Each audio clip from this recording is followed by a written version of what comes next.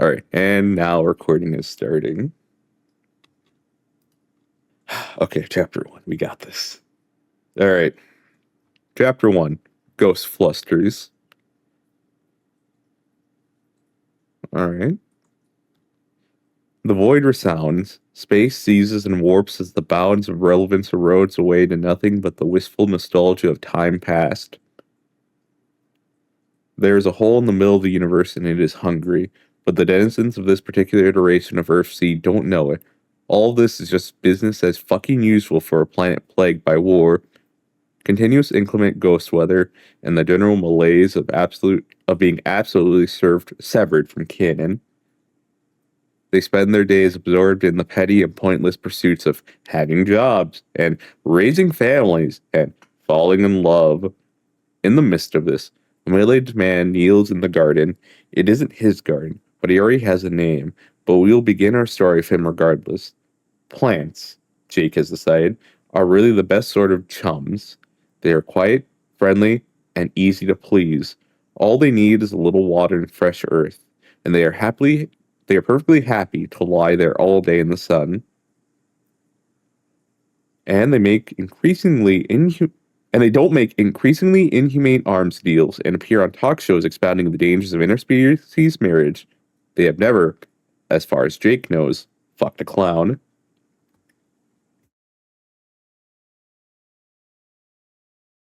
This is Earthsea Candy, so the attempt at having a good ending. Okay.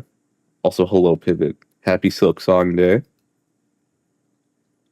Oh, he even has a mustache.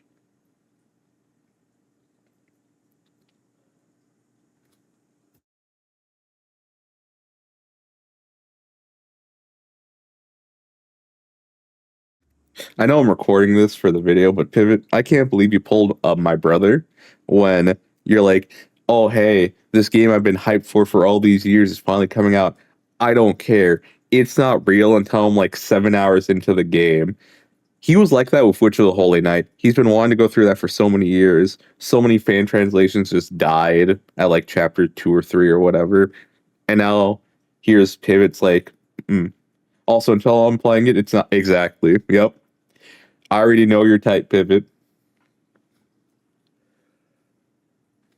Just be glad you're not trying to play it now because Steam, Nintendo, and I think the PSN store, they're all down.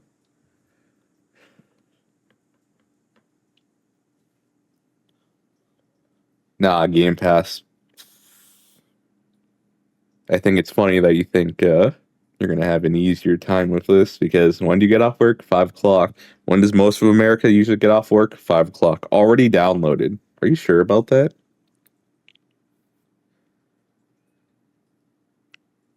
John has been an incredible pal, opening up his home to Jake and his son on such short notice, and even offering him a pair of pants, as well as a shirt that he has so far neglected to put on.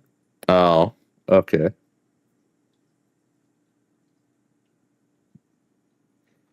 John's house doesn't have air conditioning. It's a charming little cottage, but it could sure as acres use some airing out and dusting and just general upkeep. The old place really has gone to seed since John's been away. Jake shudders to think what sort of state his own mansion is in. Jane will probably have to have it demolished now, he imagines. It, like the rest of his assets, is in her name. She'd seen to that as soon as they were married.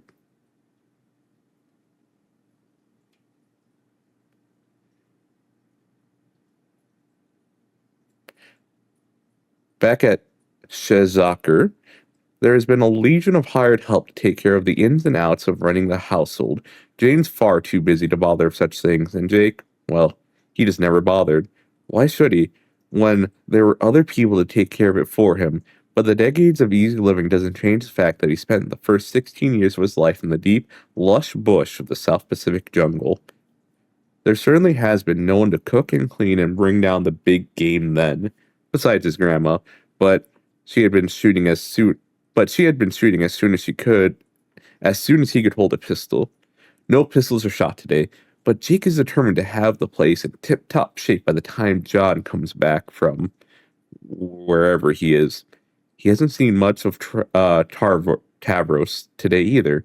But that's not unusual. He's probably out with his Christmases, the one he thinks Jake doesn't know about.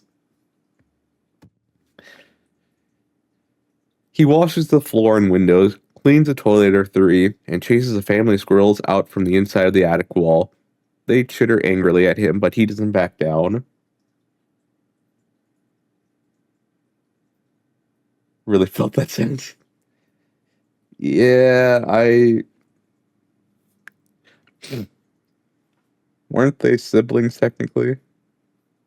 I forget. I'm pretty sure though.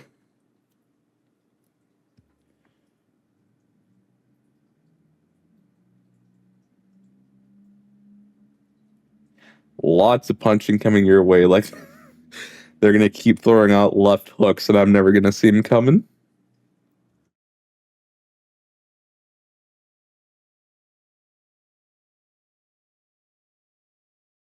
Rikku hates me. That's why he said that. Pivot. Fuck you.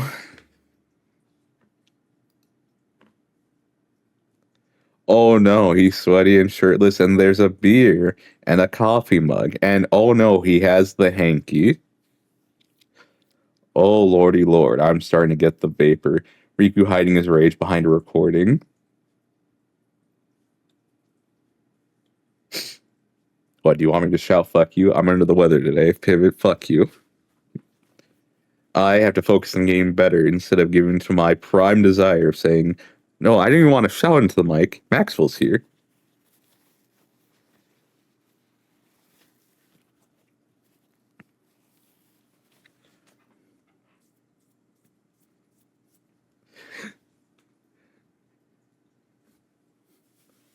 It was like, oh, see, that's proof. That's proof he yells at me when we're alone.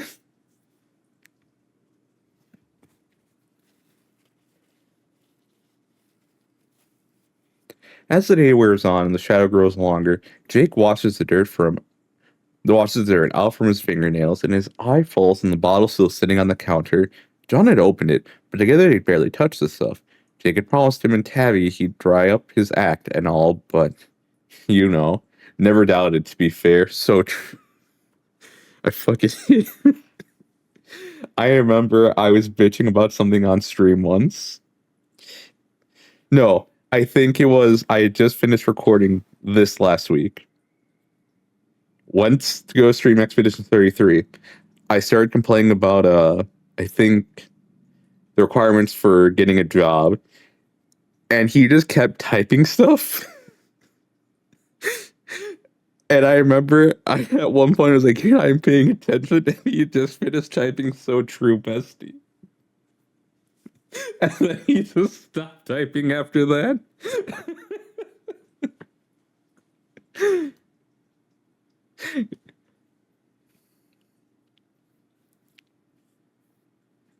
This is true. He wasn't even paying attention. He was like, yep, yep, that's so right. That's so true, bestie. Oh, Jake. One thing at a time.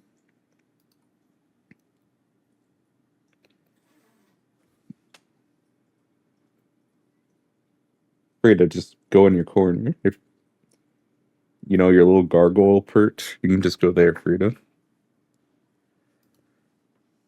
Oh, the jungle air is heavy, humid, and familiar. 20 years on, and the thick drag into his lungs. And the thick drag into his lungs settles on him in a blanket of nostalgia, reassuring in its discomfort. A pistol is strapped to his leg, and all around him the shadows move in silence. Wait, what? Shadows move in a slow, threading sweeps. He is deeper in the jungle than he'd ever venture in his waking hours. There were places on his island that not even his gran would tread, and she'd been the bravest person he'd never known. Here there be monsters. Jake doesn't recognize anything. The jungle of his dreams is wild and unknown, and there are things moving in the dense undergrowth. He slaps at a mosquito on his neck. Sweat drips into his eyes. He drops a hand to his gut. And the tension's prickling hot and tight as the base of his neck. at the base of his neck. A sudden wind thrashes the canopy. There are pine needles in his mouth. There aren't any pine needles in the jungle. The only warning Jake gets is a resonant growl that seems to come from every direction at once, for the monster is on him. A lithe creature of darkness and fury, with more legs than anything mammalian has right to. He hits the ground hard enough to drive the breath out of him, but he doesn't have time to catch it. He has to run. He knows in the deep, prophetic way of dreams that he is no match for this monster. It is right behind him. It's hot, damp breath waffling at his hair. What does it feel like to be eaten? He's about to find out. Oh. Oh.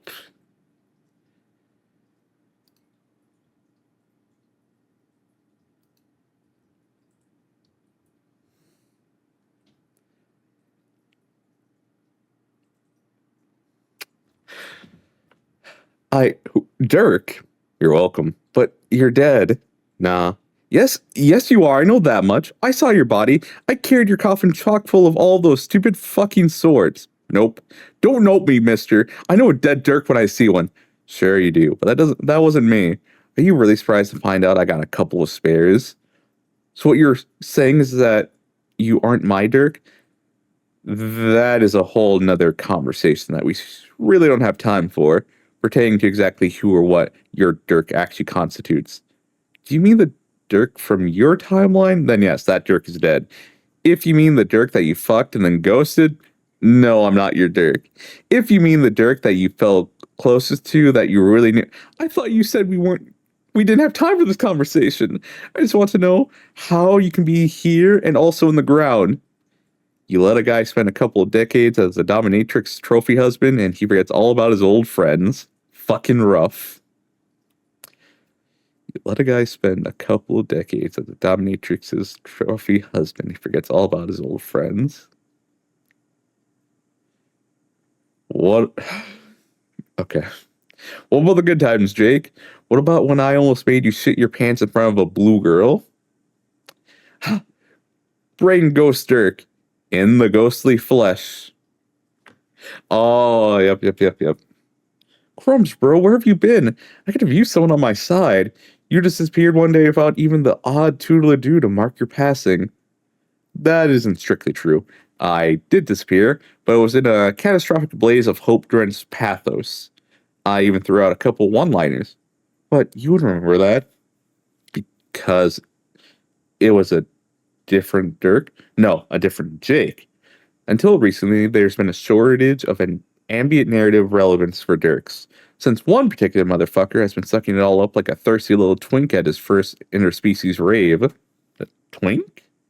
Christ, this is confusing. It appears that no matter what timeline we're inhabiting, I can count on you to be absolutely impenetrable. Don't worry about it right now. It's not important. I'm here, and that's what matters. I suppose I'll just have to trust you. So, according to what you have missed is, so I have very little context, but Rose is now in a robot. Dirk has now assumed the role of antagonist, and he's going to a planet to start a plan. Terezi's also with them.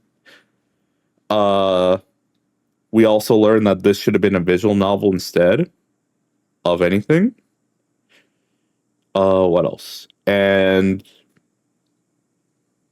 we're on Earth C, which is for the candy route of the epilogues, which is the one where it tries to give us a happy ending for everyone, but shenanigans ensue.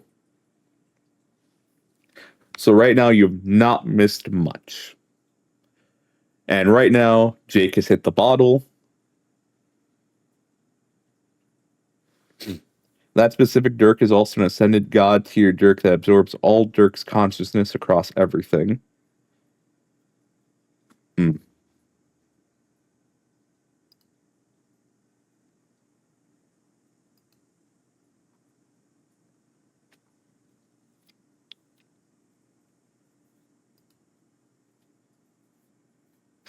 Faust. Yeah, I guess at this point he is Faust. Except at least Faust didn't absorb all other iterations of himself or herself.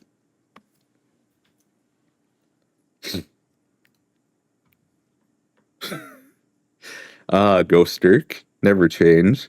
Yeah, good luck with that. Consciousness hits Jake like a ball over the back and the head. In fact, the bottle is on the table, tipped over and sluggishly dripping from the mouth.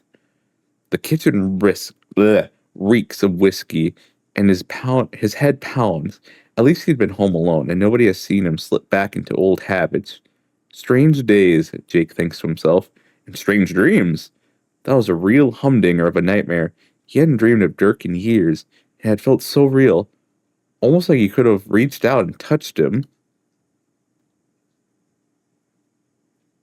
Okay. Oh.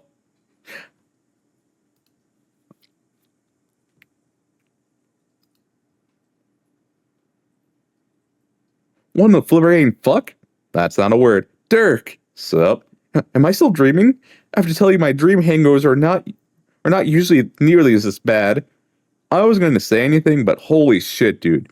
You've really let yourself go. Not to say the sloppy drunk look isn't working for me, because it absolutely is, but come on, man. You passed out in a puddle of your own drool, and what the fuck is that on your face? My face? What do you mean on my face? The mustache, Jake. Whose idea was that? Oh, you don't like it? I didn't say that.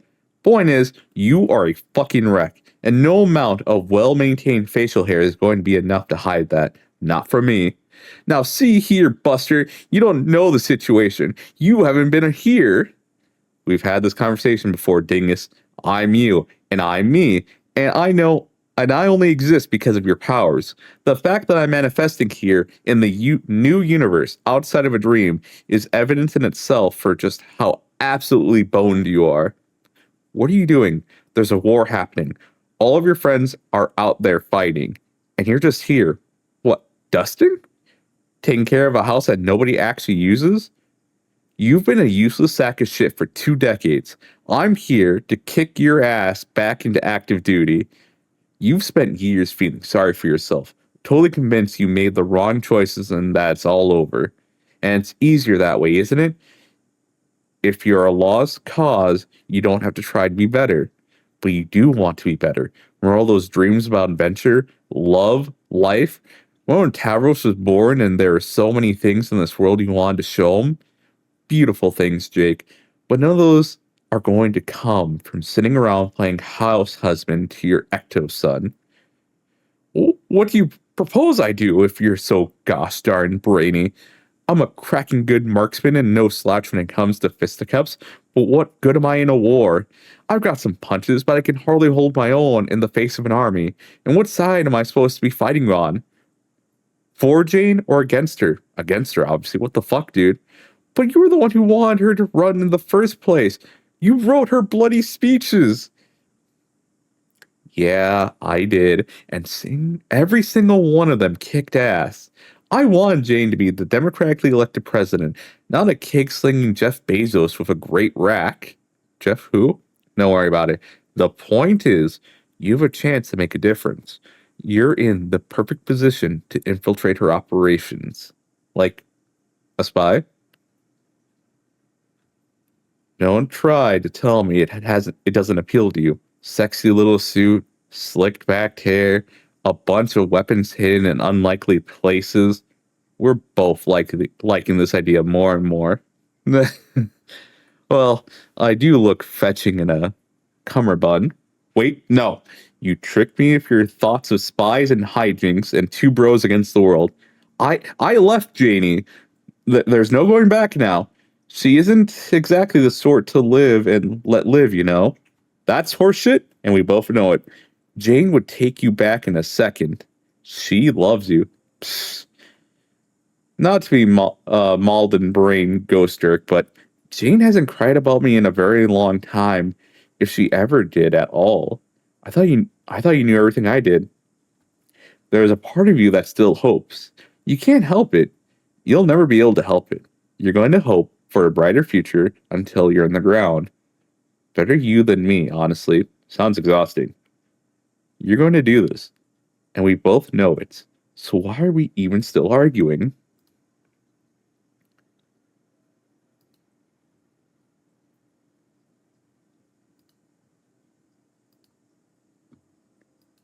Please.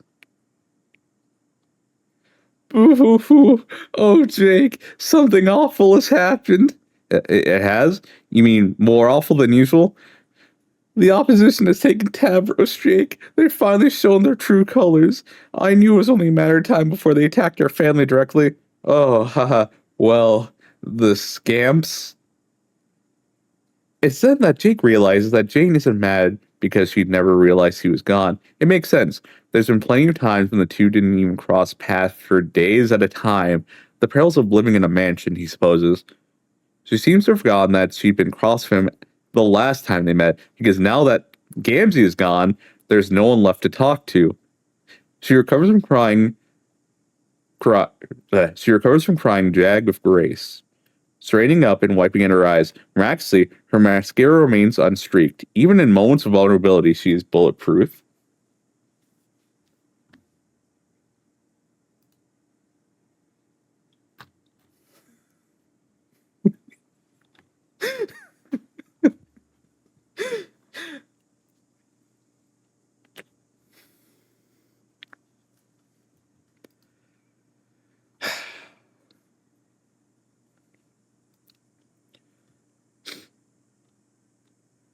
Jake stands there and listens as she lays out her plans of vengeance and violence, and he makes himself smile and he makes himself nod.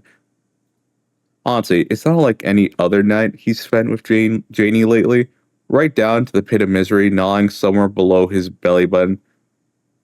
All of it is made worse by the occasional wry glint in her eye, or moment of self-depreciation in the slant of her mouth.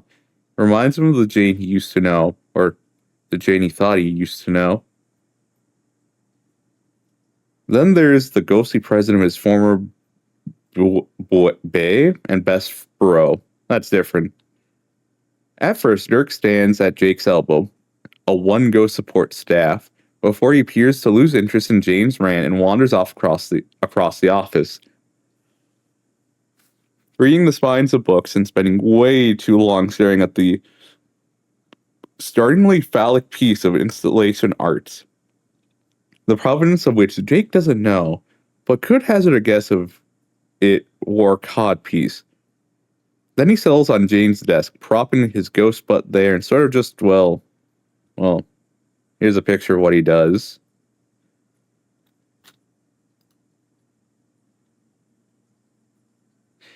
Okay, that's a bit of an exaggeration. It's more like this.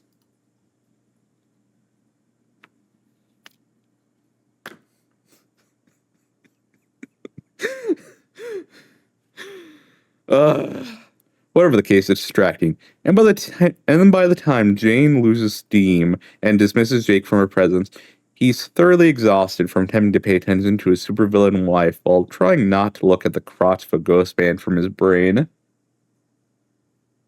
It has small gems like this. I appreciate it. Dirk, I don't think I can do this. What do you mean? You just did it. You kicked ass back. I didn't do anything. I just stood there and felt bad about myself. Well, according to Kikaku, it worked. Congratulations. It's only I promised I would never come back here. Promise too. Myself. I said that enough was it right and jolly well enough. You say you know your onions when it comes to me and my troubles, but you just keep asking stupid questions. John and I had quite the gab fest the other night, and I felt hopeful for the first time in years. Like, I really could turn over a new leaf, and it all felt like berries from here on out. I really didn't think I'd fall out off the wagon so quickly. I don't think being here is good for my emotions, to be honest. Yeah, probably not. But that's okay. They don't matter. Oh? I suppose you're right with all that masculinity and all that. A true man's lips remain stiff, even in the harshest of circumstances. Don't worry about the stiff lips, dude. But that's not what I mean. It's not because you're a man. You're a god. Oh, Yeah, right, you're right. That. The world comes first, even at the expense of all your relationships and personal happiness. That's what being a hero means. I guess? I never really thought about it like that.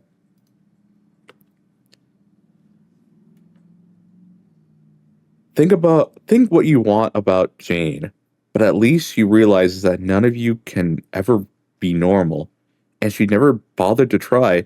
Can it really be a god complex if you're actually a god? People like us don't get happy endings.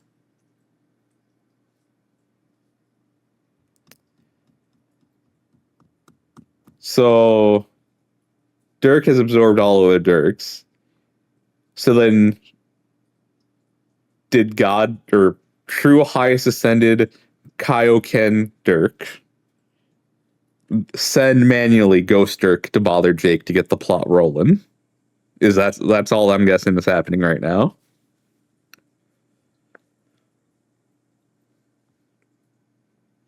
He's just trying to start shit.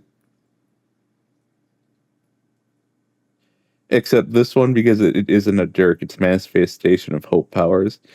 So this is okay, so this is okay.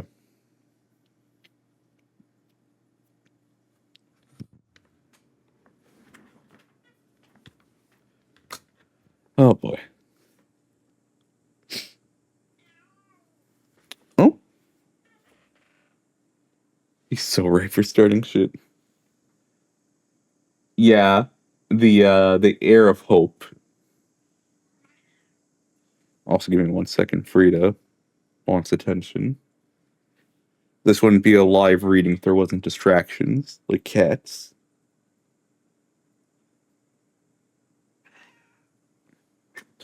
What's up? What's up, cat?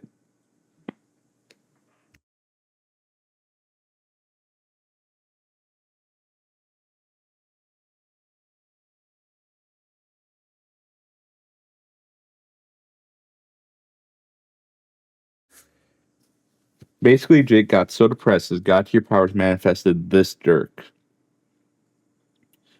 And now, is this Dirk kind of like the bastardization of his previous Dirk? So, like, this is a Dirk that's trying to get him to do. I guess the best way to put it would be, I guess that's just it, a bastardization of what is true hope Dirk would tell him.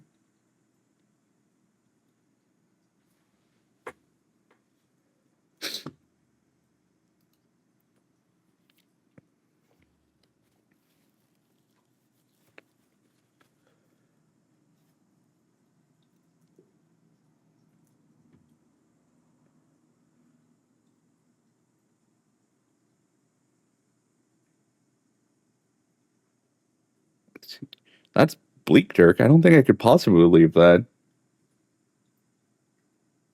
It's the emotion sport he's conjuring, but his own mind. Yep. Okay. I know you're born from all the little bits and bobs inside my mind, and oh boy, I don't think I've ever thought something like that, even on my darkest days. Yeah, that's probably yes, kid.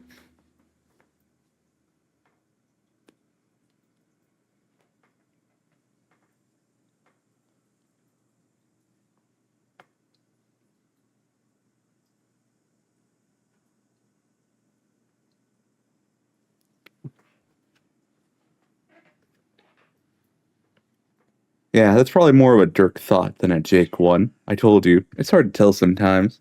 Is is that really how Dirk felt the whole gosh darn time? It doesn't matter.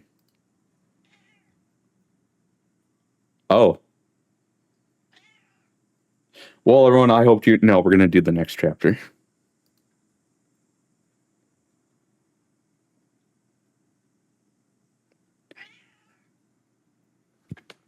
Cat, yes.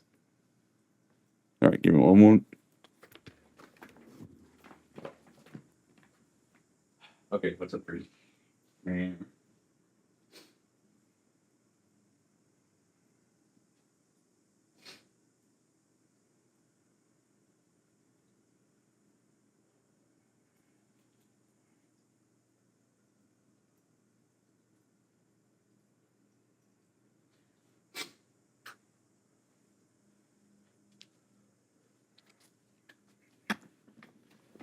All right. Rhea just wanted me to pet her as she sold her face into food.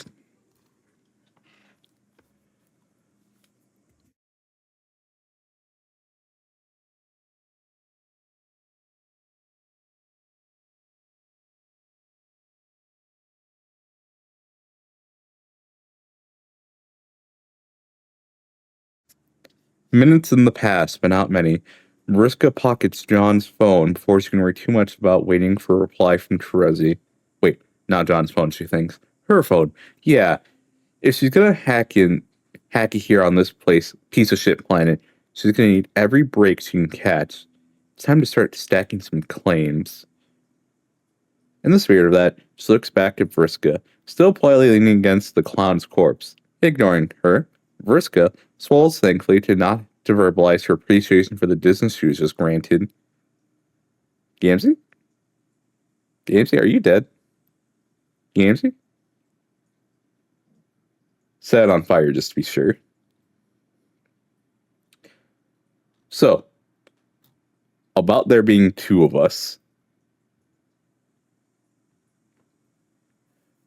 Vriska grins up at her, shielding her eyes from the sun. She's a poised, lipstick reflection of the unkept original. Vriska is suddenly acutely aware of the dirt ground and... Yes, kid? What the... Oh, hi.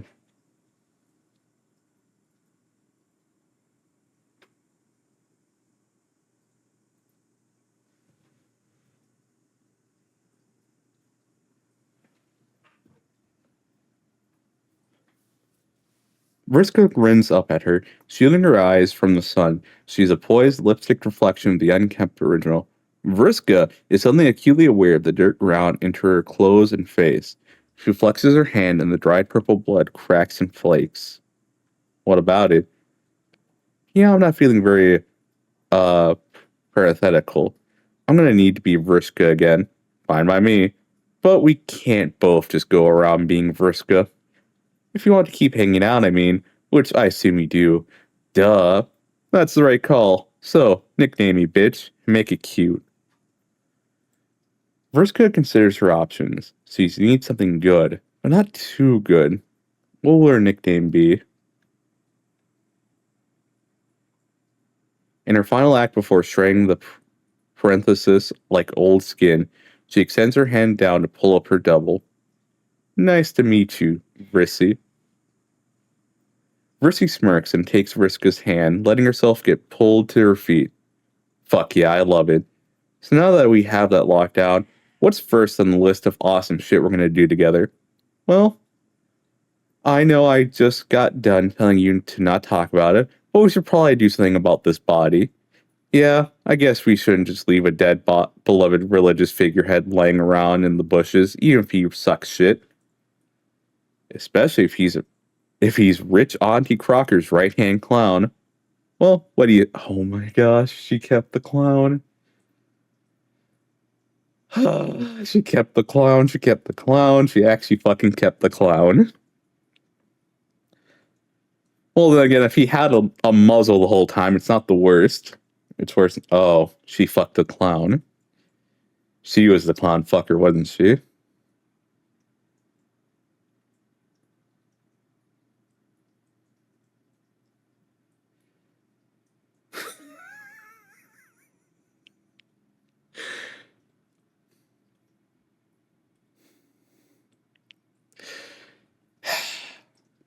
I may as well edit in that picture to this to the live recording,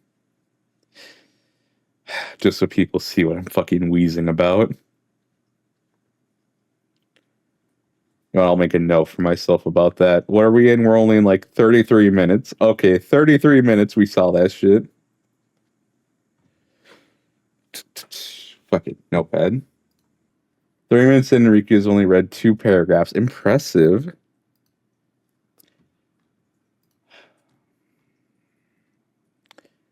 Do I need to call your wife and tell her how about your acting right now, Pivot? Does she need to take her lunch break this early and waste it yelling at you? Is this really what you want her to be doing today? To not actually have a proper lunch? Immediately going to threat size, see? I'm just wanting to let you know that your wife would be very interested to hear about how you're acting right now. What do you think? I don't know shit about this place, and we need to move fast. Know any good culprits? I already told you, I don't ever get up to anything nearly as interesting as you did. Till now. Yeah. Anyway, I have some people I can call on. Hold on. Hey, it's Rissy. Who? Vriska. Yeah, but Rissy's a thing now. Roll with it. Okay, Rissy. We kind of need a ride. We?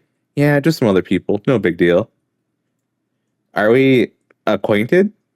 Yeah, you know him, in a way. What does that mean? What do you mean, what does that mean? It means turn off the fucking autopilot and get to speeding on over here to find out. Okay, I'll leave presently. Oh, where am I going? Yeah, I'll send you the address. See you soon. Rissy puts the phone in her back pocket and settles her hand on her cocked hip. That was Tavros. He's on his way. Vriska flinches instinctively. She's still working on processing her most recent blast from the past. She's not prepared for another. Who? Oh, right, yeah. Not the one you knew back in the day. This Tavros is Jane and Jake Crocker's kid. He's human. He's got a car and will do whatever I say, so he's the right person to call. Wait. Unless he'll rat us out to his mom? No, he'll get too much of a kick out of seeing this dead piece of shit. Don't worry. Vriska doesn't worry, but she does pace. She's only done a few laps around the perimeter by the time the hover car glides up silently. Brissy hates that ostentatious prickmobile, mostly because it's not his ostentatious prickmobile. But you do get what you pay for, and a rich kid's mom's attempt to buy his love may actually come in handy for something other than quietly chauffeuring his friends around. Now that actual spy shit seems like it is about to go down. Tavros.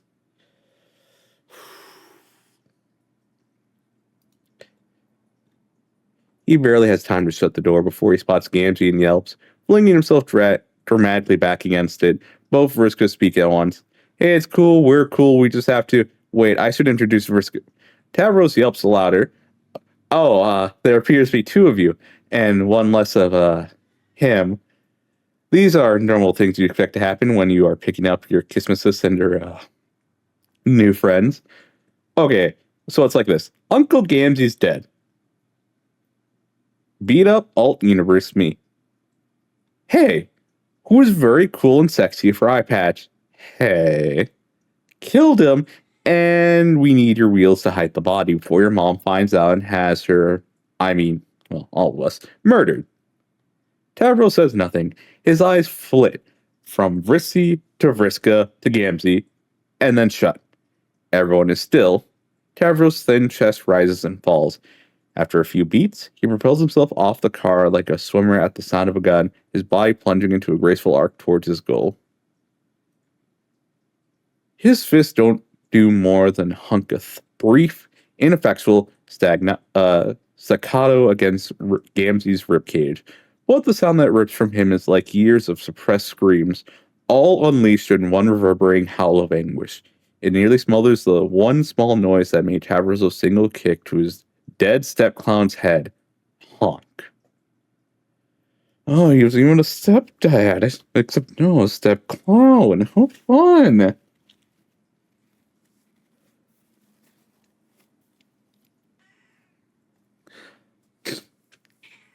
The fact that Gamgee was allowed outside the box is truly wild to me. What did you do about Gamgee in the box? Nothing. You mean we're never gonna let him out of the box? John, we are never letting him out of the box ever again.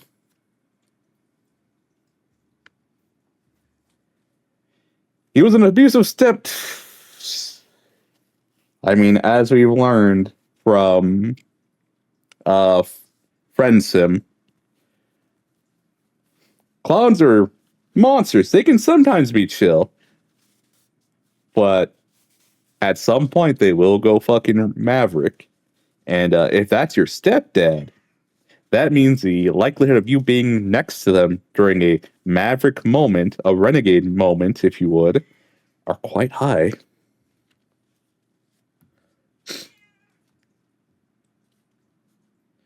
Risky and Vriska don't know fully what it is he's feeling, but they stay back and let him feel it. They don't intervene until he stands up on his own, wiping his palms against the tears on his cheeks. Risky pats him solidly on the back.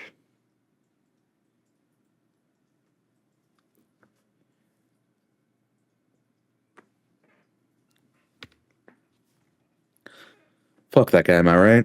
I'm in no place to begrudge a man his cathartic ass kicking moment, but that was a loud fucking scream. No kidding. My ears are still ringing from his big attempt at breaking the sound barrier. Yeah. It was impressive. He loved kicking dead clown ass just like he thought. Whatever. That's all good, but the point is we need to hit the bricks before someone comes over to try and award us with the loudest squealers award. Yeah, you're right. The both of you. So the trunk? Rissy and Vriska get under each arm, with Tavros piloting his legs. He fumbles a bit, trying to lift his chin and make eye contact with his companions. Pleasure to meet you, Vriska. So sorry to have skipped that step. I got a big cop in the moment. I appreciate your patience. I would say any time, but let's get through this and never move a corpse again, yeah? Yeah. Yes. Now, is he gonna stay dead? Tavros sighs. Sometimes he thinks, you might have had different things in mind for your day or your life.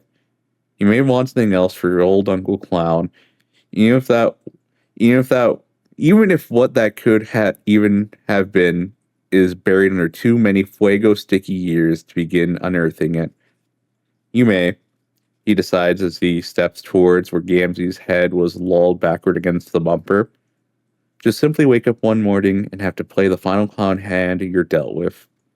And mayhap that clown hand is dead and in your trunk.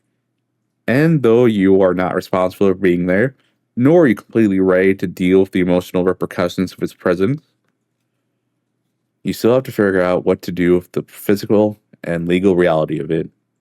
And all that with what feels like the eyes of the world on you, even if it is just the 9 eyes of your girlfriend and her alt self.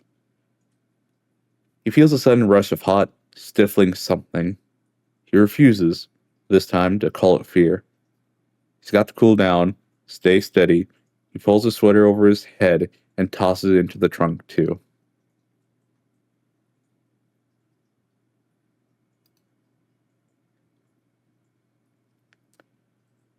Not far away, another human kid is attending human school in the heart of the human kingdom. He's walking through the halls towards his final class of the day like he owns the place. Which he does not. He answers his phone without checking to see who is calling. Yo. Hey. Hey babe, what's up? Just wanted to keep you posted on the extremely cool and exciting developments you're missing out on. Hit me. The OG Friska's in town, and she and Travros and I are driving around trying to find somewhere to stash Gamzee's corpse. Vriska killed him. Oh, and call me Vrisky now. Fuck, Vrisky, that sounds a lot cooler than pre-cal. Y'all know where you're gonna hide it? No, that's what we're gonna try to figure out. Got any ideas? Harry Anderson knows Vriska Vrisky pretty well, and he knows a prank when he sees one. His dad told him like 600 times that he comes from a long line of japers, which he believes, even though the biological relatives he knows from his father's side aren't exactly comedians. There is no possible way that this stuff Frisky is saying isn't horseshit, but he's not about to crack. She's elevating her game here, and he's not about to be left behind. Ah. You know, girl, I have like 3 I'm cooking up right now. Just tell Tavros to bring y'all by the school, and I'll have it all worked out by the time you get here. Fuck yeah. I thought it might take more convincing to get you on board. I'm glad to see you finally getting into the revolutionary spirit. Anything for you, Vriss? No. What is... I know Vrissy is... Okay, this is something I need to look up. Give me a second. We are going to consult the ancient texts. What are the ancient texts? But of course, Urban Dictionary. Always spoil it. Sure, I mean, yeah, I don't. The ancient text is Urban Dictionary. For all of your needing to understand words, it's always that site. Like, if you need to know what a rusty danger is, or, yeah, no, a rusty venture. A rusty venture is you consult Urban Dictionary. You won't get the answer, but you get the more likely possibility of what it is.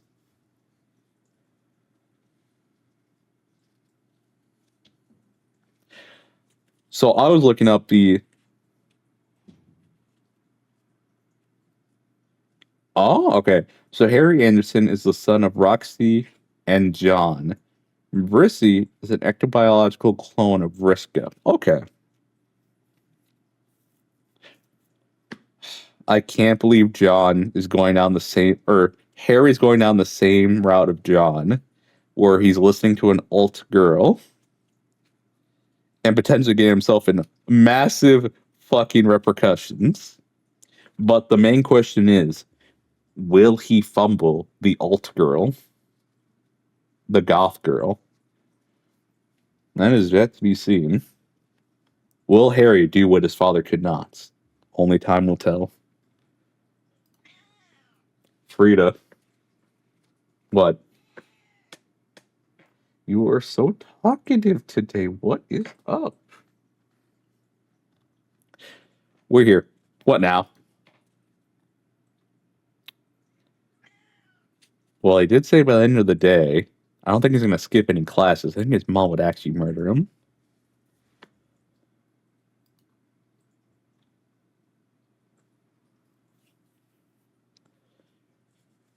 What is taking him so long? I find him slow to respond, typically. Yeah, not to me. Why are we waiting for him? Can we just meet him inside? Yeah. You said this was a school hive, right? You can just dump it in the incinerator. That's probably what his plan was to begin with. The what? The incinerator, like for bodies at school? Yes. Is it somewhat pleasant to be reminded in my dark moments that the grass is not really ever green or Alternia? Oh, thank fuck he's texting back. Sorry, babe, I'm still in class. Bring him around to the back door by the gym. I'll meet you there when I can. Don't get caught. When you can? That's it? I should have known he was fucking with us. God, he's such a stupid bastard. Wait, isn't he your mate, Sprit? I thought the stickly motherfucker over there was your kiss missus. Oh my god. Please stop talking like my mom right now. I can't fucking think straight. Okay, you're right. Who cares about these guys? Let's get this clown into the school. This place is dangerous, you're right. But not incinerator dangerous. It's human kingdom dangerous, meaning dangerous for two living trolls lugging around a dead one. Taz will be fine. He has Crocker immunity, but us? Also, I don't think Harry Anderson has a real plan. Who cares? I've got this under control. Anyway, I thought you wanted to do cool adventurous shit like me. Here's your chance. Low fucking blow. It's not a blow, it's an offer. Come on, Tavros, let's do this thing. So come if she wants. Tavros, don't listen to her.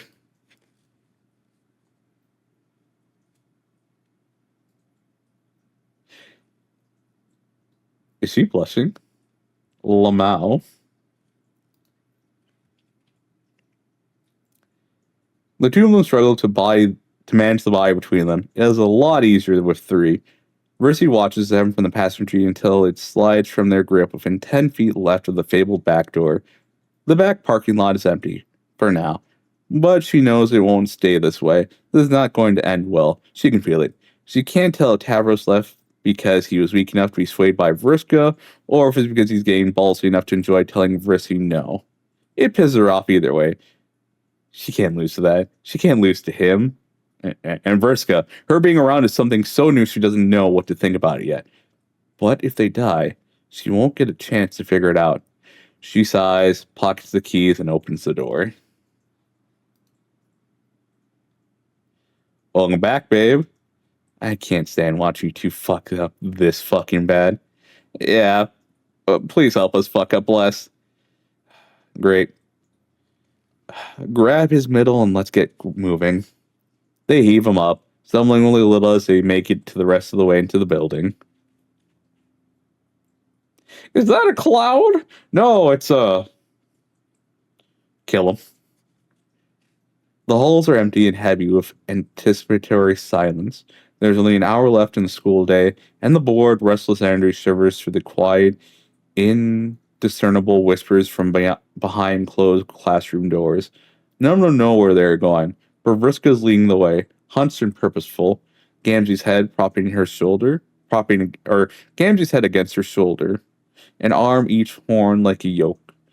There's something incredibly reassuring, Tavros thinks, about someone who has absolutely outward confidence in themselves.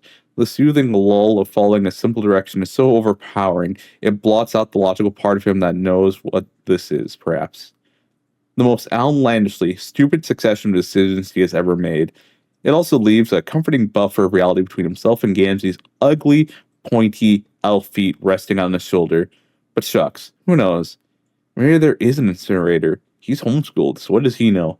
And if anyone could be lucky enough to stumble upon one, it might as well be this Vriska. Travers considering this when he hears something. It sounds like the creak of a underfunded public school door. But it could also have been a honk, or the beating of his own heart. He stops in his tracks. Vriska and Vrissy do not. The aforementioned pointy shoe hooks Tavros by the neck on and sway past him, pulling him to the floor. Vriska and Vrissy fall like bowling pins. Shit! I am so sorry. The shoe. Shh. Both of you quit yelling, you fucking amateurs. They're gonna hear us if we don't get moving now. Okay, I'm shushing. Let's lift them real high this time. Yeah, that sounds safer. Okay, on my count, we're all picking them up. 1, 2, please don't call away to 8. Tavros, what the fuck, man? We're in a hurry. What are you doing? It's just, I think 3 would be more efficient. But you just... No, he's right. I'm gonna count to 8. Which would have taken you longer? Yeah, about as much time as this dipshit conversation. So, now.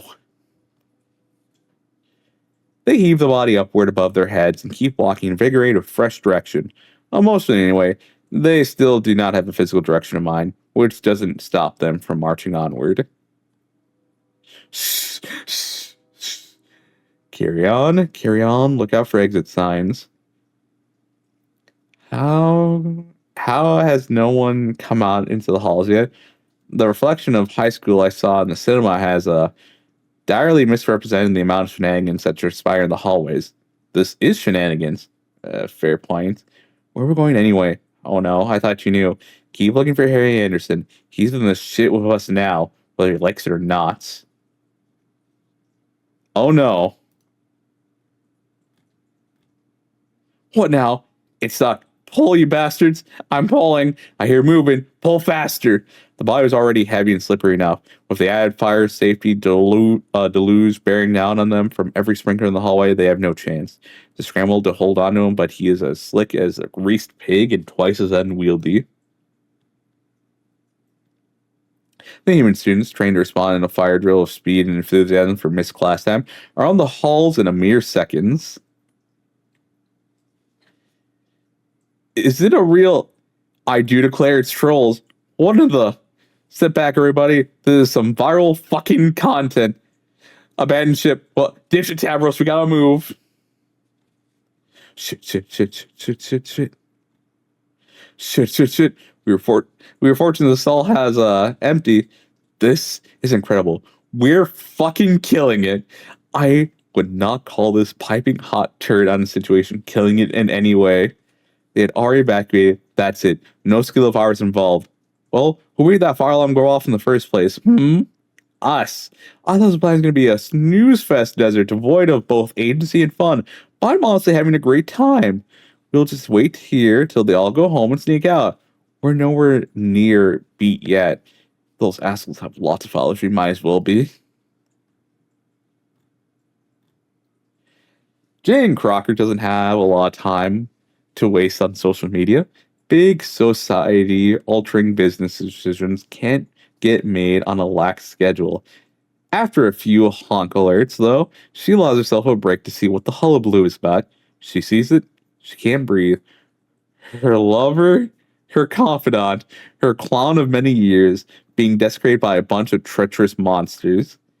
Jane barely has time to register one gutting blow before another follows it. A sob chokes itself out of her. Oh, Tavros, no, he wouldn't. Tavros loves his Gamzee. Those rebels must have captured my sweet baby and corrupted his mind. My family, my entire family. This cannot go unavenged. Oh, boo hoo. Hey, Harry. You know? Oh. All right, I am back. I had to deal with the cat real quick. All right, I like his design. I'm going to take this moment of silence to take out the bingo card. Do you believe Risky Tavros or Harry have a cool design? Yes, I do.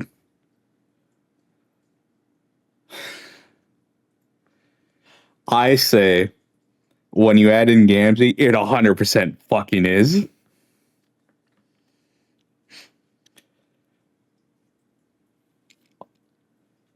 Also, that look on Harry's face, I can just see the Roxy just in him.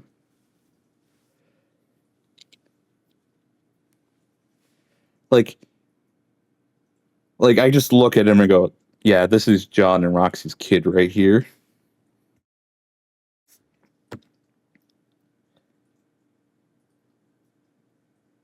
Oh, also keeping Gamzee like a pet. You know,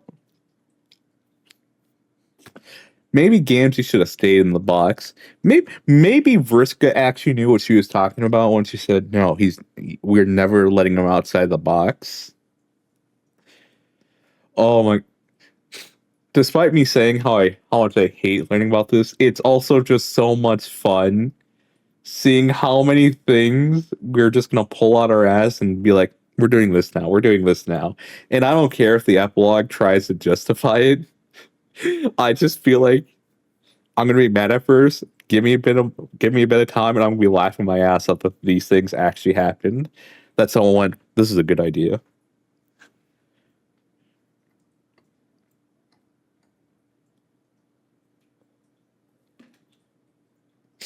Like I like the designs of the new kids.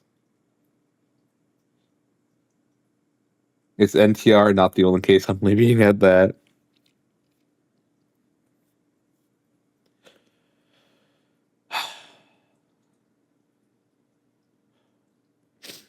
I I just can't believe Gamzee was allowed outside the box. I This is just so funny. It still pisses me off, but also I can't help but just laughing. I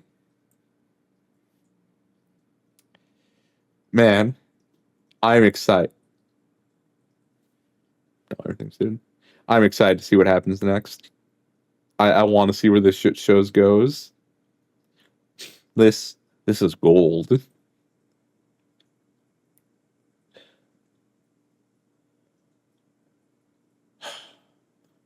But then again, I am stuck with original sin, for I am a critic. I am not a creator.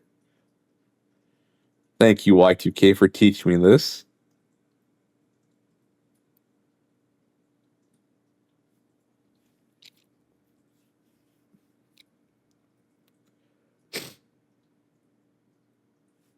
What else would you point out on the bingo card? All right. Rune dynamic. They wouldn't. They wouldn't do that. Yeah, they wouldn't do that. And Rune dynamic. That Gamsu's allowed outside the box. I don't care how Epilogues decides to just fight, or if he even is brought up at that point. Or hell, they might not even bring it up and just be like, he's out of the box now. They wouldn't do that. No.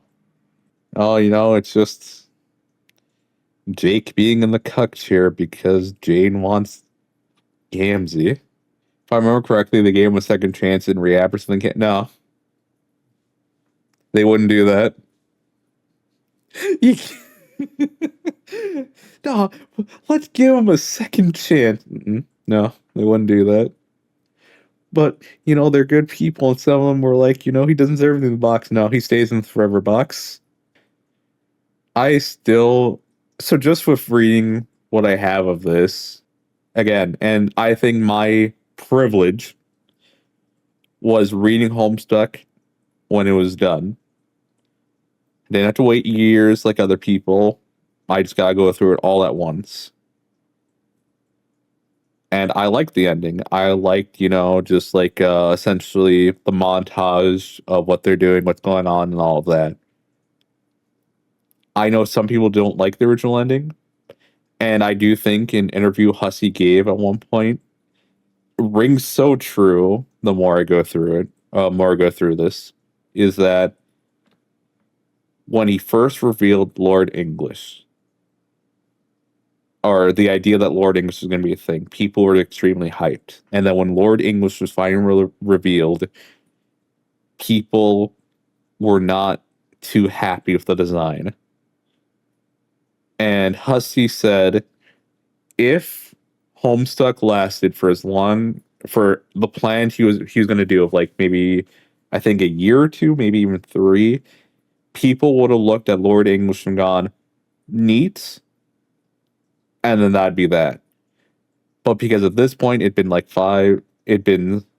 5, 6 years or something, maybe even 4, no, 3 or it'd been longer. He essentially ran a lot longer than originally planned. People were so hyped for this, so very hyped that almost nothing that Hussey could design at that point would fit the satisfaction and or the imagination of the audience. So then when I hear that the original ending of Homestuck, it being that long animation and then the ending itself, people, weren't satisfied with that. They wanted more. And this is what they got.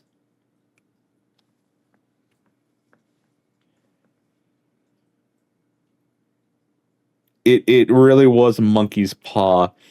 And it was a thing of I don't I don't blame people for hyping this up at all. I think it'd be really hard to not build it into something bigger than what probably is going to become. It just reminds me in a lot of the games I've been playing, especially like gotcha games. Trying to think of which ones though.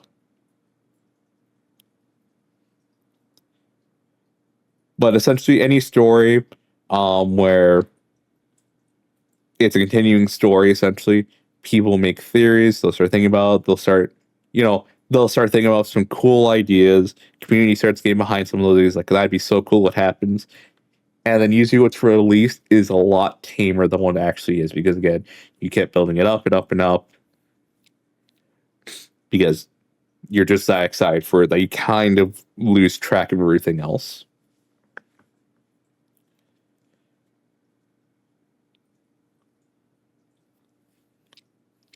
I do wonder if other people were to read Homestuck, like what they'd think of the reveal of Lord English and the ending itself.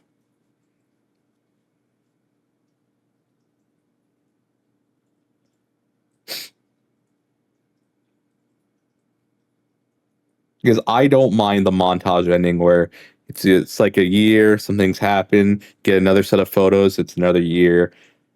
Because I think because I understood at that point it kind of just needed to end, that you could have written another 1,000 or 2,000 pages of just them settling down and doing everything, where it just becomes more slice of life at that point.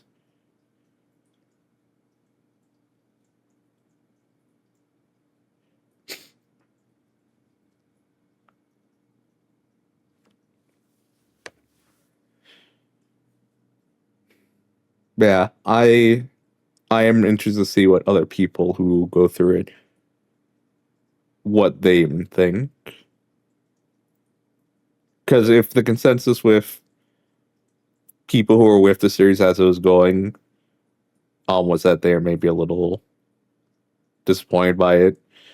I'm more interested in Lord English as future Claiborne rather than his own, or even Dr. Scratch. Dr. Scratch was such an interesting entity to me.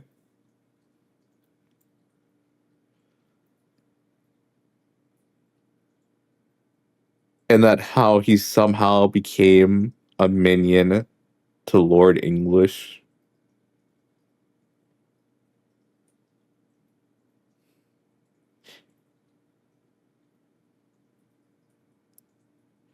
There was something very terrifying about Dr. Scratch,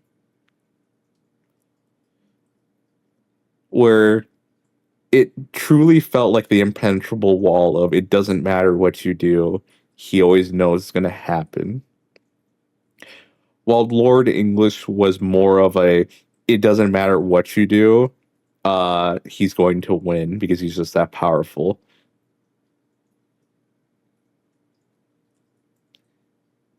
Like Doc Scratch felt like the impenetrable wall, and then Lord English was just the unstoppable force. He was more of a force than a character. Yeah. And his whole goal was being a good host. And he was going to be a good host for Lord English's arrival.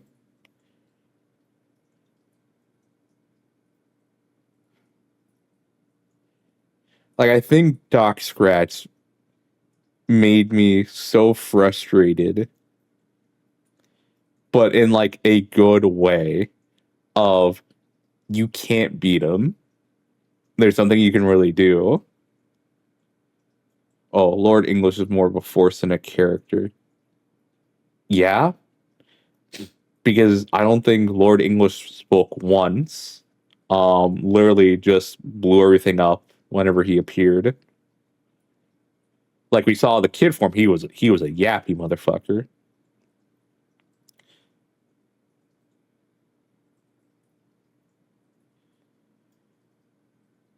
But yeah, Doc Scratch was just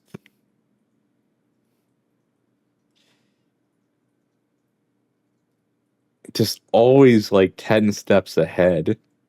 And I truly just sat there, it's like there what can he even do about it at this point?